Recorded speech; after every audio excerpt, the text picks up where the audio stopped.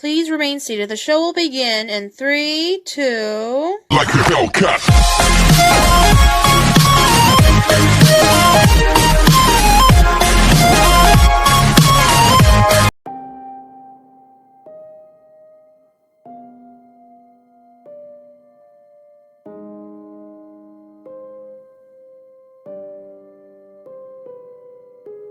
Have you ever seen something so horrifying that you know deep down it will replay in your dreams forever? Some time ago, when I was just a boy, I had one dream: to finally meet the real Santa Claus. That December, I had been completely obsessed with photography and video, and had been recording and taking pictures of everything in sight. I even still have some pictures and video from that Christmas.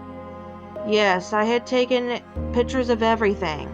The trees outside our home, our fireplace, even a batch of burnt gingerbread cookies my mother had taught me to know how to bake earlier in the week. I was a pretty straight-laced kid, and I was the last kid I knew to still believe in Santa. "Don't tell me you still believe that," my friend Chris had said, to which I replied nothing. I was a stubborn little boy, and I knew for a fact that if I had just truly believed enough, then I would indeed see something amazing after the clock struck midnight and became Christmas Day. I was right. Sort of. If you'd like to continue living in blissful ignorance, this is where you should stop reading. Maybe it's better if you don't know the truth. As I said, carrying around a camera was my thing, Ron Howard style. That year on Christmas Eve, I had planned to be the first child on Earth to get concrete proof of Santa's existence. In my young mind, I had seen newspapers and news channels around the globe showing my evidence. They would interview me, the little boy who had to prove everyone wrong, and maybe then people would finally start to believe. That evening, my mother and father took turns tucking me into bed, before shutting off the lights and heading back to their room. They had no idea what I had planned. After hearing their door close gently with a click, I headed downstairs to scout the living room. Where could I place the camera to give me the absolute best chance to get him on video? As the hours had passed uneventfully, I had moved the camera around to record various locations. The fireplace, the outside window, the kitchen where I had placed the poorly made gingerbread cookies. Don't judge me. I had tried my best. Time continued to pass, and it wasn't until I first heard the clock strike midnight that something unexpected happened. I heard the basement door open slowly. That was odd. I thought Santa was supposed to come down from the chimney. Part of me wanted to rush over and greet him, but I found another larger part of myself telling me to hide and wait to see what happened next. I chose my parents' new couch in the corner of the room as my hiding spot, running behind and peeking ever so slightly around its corner and towards the Christmas tree. Nothing happened for a few moments, and I was beginning to wonder if I had imagined the sound of the basement door creaking open altogether. And then I heard the whistling. But it wasn't jingle bells or anything like that. No, it wasn't cheerful, and it certainly didn't contain the holiday spirit. The snow had started falling more steadily outside, and for some reason that odd whistling had suddenly made me realize how completely isolated the three of us were out here. My father had bought the small cabin some time ago, the nearest neighbor being half a mile or more away. It seemed even further in a blizzard. This was my first, and I had been very excited about being snowed in for a few days. That was until the thought occurred to me of being snowed in with something else, something that had no business being there. The wind began to push against our secluded home as well, seeming to hit all sides at once. Wow, my parents could sleep through anything, it seemed. My eyes pulled away from the chaotic weather outside my home and back towards the basement door. And then I saw him, or should I say it, coming slowly closer. The figure was cloaked and seemed to float just above the living room floor. Did I think about screaming? Yes, I did. Looking back, though, I'll give myself credit. I stayed calm. And perhaps, still, maybe this was Santa after all. I decided to wait and see what happened. It seemed that the tall figure hadn't seen me peeking out from behind the couch, because it just kept on floating towards the Christmas tree and fireplace. Whatever it was, it began to whistle again, and this time I was able to identify the tune. Silent Night. The melody was off rhythm, and was the only time in my life that hearing a song made me feel uneasy. Very uneasy. I realize how insane this next part is going to sound, if we haven't already gotten there, but as I watched the tall figure near the Christmas tree, I could hear it begin to sniff deeply. The tree swayed and shook against the force of the creature's nostrils, and then it began to speak. Come out, little boy. A shiver went up my spine. He had seen me. There would be no hiding anymore. Taking a deep breath, I summoned the courage to stand. Come closer. It hissed. I took a small step. Closer. The snake-like voice continued. I heeded its words, walking forward until the tall figure stood directly in front of me. I felt small in its shadow, smaller than I had ever felt. Are you him? The creature made a soft, almost inaudible noise. Perhaps it was laughter, and then pulled the cloak away to reveal itself. I fainted. When I came to, the creature was still standing where it had been, a soft grin plastered to its face. You aren't the first that's fainted at the sight of me. You're lucky I didn't eat you. Eat me? I stammered. Yes, but that would only be fair. It's very offensive to faint at the sight of someone you know. I said nothing, only staring up at the creature. Though I've tried to forget its form, I can still remember it clearly. It was thin, terribly thin, and its face was beyond imagining. Though its teeth were clearly visible, I could see no eyes, and what looked like thorns protruded from the crest of its head.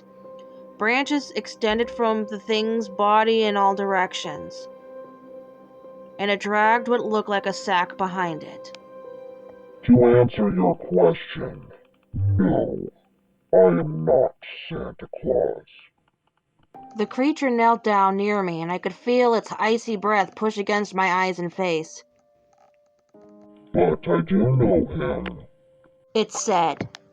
You do? I asked. The creature nodded.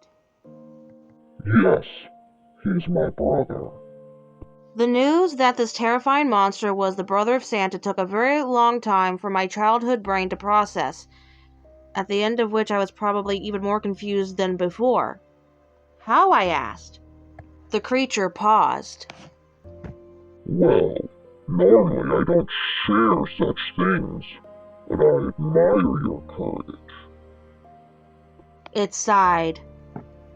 And it's been a long while since I've spoken with anyone, even a boy. It smiled, showing its sharp teeth, and then continued. For every good act in the world, there is an evil one. For every kind gift, there must be an unkind. I bring balance to the good my brother spreads. I bring... Evil, I whispered, finishing his words. The creature nodded, as if pleased. You are a smart little boy. So far, I'm glad I haven't eaten you. My mind churned again, and the next question popped quickly into my mind. Truth be told, I didn't want to ask. So what evil have you brought us? There was a long silence. Then, before it replied, You are very wise. Are you sure you want to know? I nodded, and it smiled back. Very well. Though my gifts will not take effect on this day, their influence will be felt through the next year and beyond. It pulled out the sack that followed closely behind, and set it on the floor before me. There was only one gift inside, which, upon a closer look, had both my mother and father's names written neatly on a dark card that sat on top of the box. Open if you dare.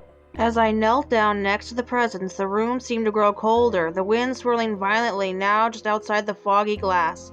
The lights flickered on and off as I began to unwrap the small box. I laid the wrapping paper down neatly, piece by piece, on top of the tree's red and white Christmas skirt. Looking up at the creature, I said 2 words. I'm afraid. Its long, thin arm reached out towards me, then finally settling on my closest shoulder. Though I still could not see the creature's eyes, it seemed to gaze at me nonetheless. It seemed to be thinking as it cocked its head from one side to the other. Look upon my face, little child.